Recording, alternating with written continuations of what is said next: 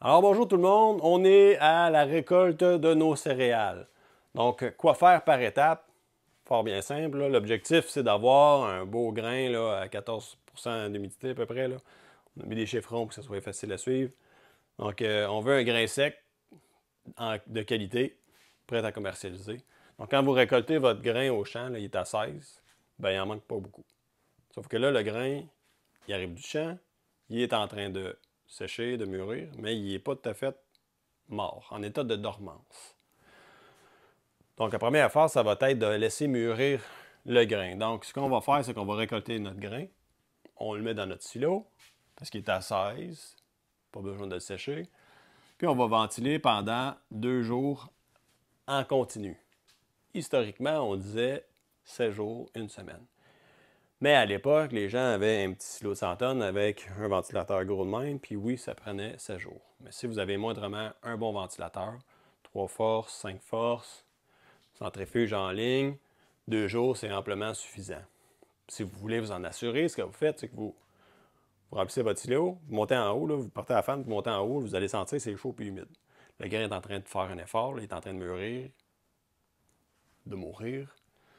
Donc, il y a cette chaleur-là, mais après 2 jours, si vous montez en haut, vous sentez l'air frais, frais et plus ou moins sec, là, ben, le, le, le, le front de ventilation va avoir passé à travers la masse. Donc, la job est faite. Pas obligé de ventiler pendant une semaine, parce qu'au final, vous risquez plus de le réhydrater, le réhumidifier que d'autres choses. 2 jours avec une bonne ventilation. Ensuite, il y a le temps de conditionner notre grain. Conditionner, ben, c'est du séchage à l'air ambiant, donc ventiler doucement. Les fameuses chartes hygroscopiques. Si vous voulez votre copie, simplement nous le faire savoir, ça va me faire plaisir de vous en envoyer un gratuitement.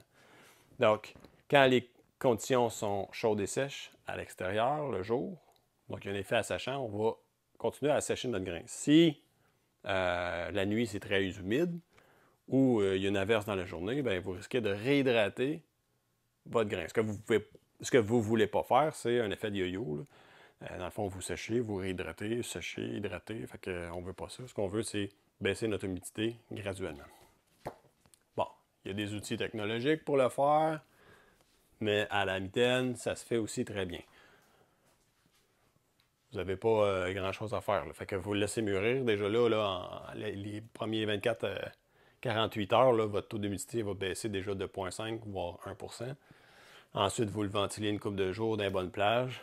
Vous allez finir par le descendre à 14. Donc, ensuite, une fois qu'il est à 14, ce qui va être important, c'est de continuer à ventiler pour maintenir et uniformiser mon taux d'humidité.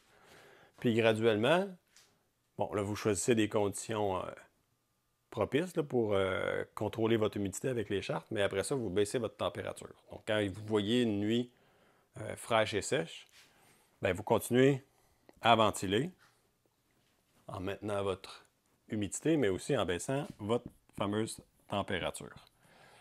Graduellement, vous allez l'amener à des températures plus froides pour conserver votre grain tout l'hiver sans problème.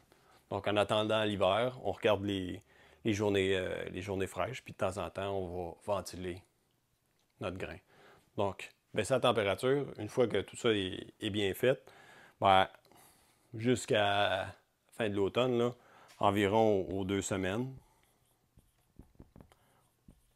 on ventile quelques heures pour maintenir notre grain à l'état de dormance. Le grain est vivant, il continue à respirer, donc même s'il est sèche puis il est mûri à point, le grain va quand même réagir avec l'air. Donc il y a un phénomène de respiration qui est normal. Donc ce qu'on veut, c'est que le grain ne se réveille pas puis il ne reparte pas là, qu'il n'y ait pas un emballement thermique. Donc le grain, si vous donnez de la chaleur et de l'humidité, il va chercher à germer. Fait qu'il pourrait se réveiller. Ce qu'on veut, c'est le garder en état de dormance. Donc, aux 2 semaines, ventiler quelques heures. Vous avez des questions, n'hésitez pas à nous contacter. Mathieu à commercial-agrilog.ca ou mon numéro de téléphone, donc simplement m'appeler. Si on est à des taux d'humidité supérieurs, là, à 18 et plus, bien là, vaut mieux le passer au séchoir rapidement. Enfin, on peut faire un flash dry, là. Pas obligé de le descendre de 18 à 14. Vous pouvez le descendre à 16 ou 15. Là. Puis après, en le ventilant, ben, vous finissez votre séchage. Fait que ça ne vous coûtera pas une fortune. Ça va se faire quand même très rapidement. Puis ce que vous ne voulez pas, c'est que justement, à des taux d'humidité 18 et plus, ça devient plus touché. Il faut brasser le grain. Sinon, il pourrait pogner en pain puis arriver des petites bad luck. Donc, on ne veut pas ça. Fait que si vous avez des questions, n'hésitez pas, appelez-nous. On pourra en discuter.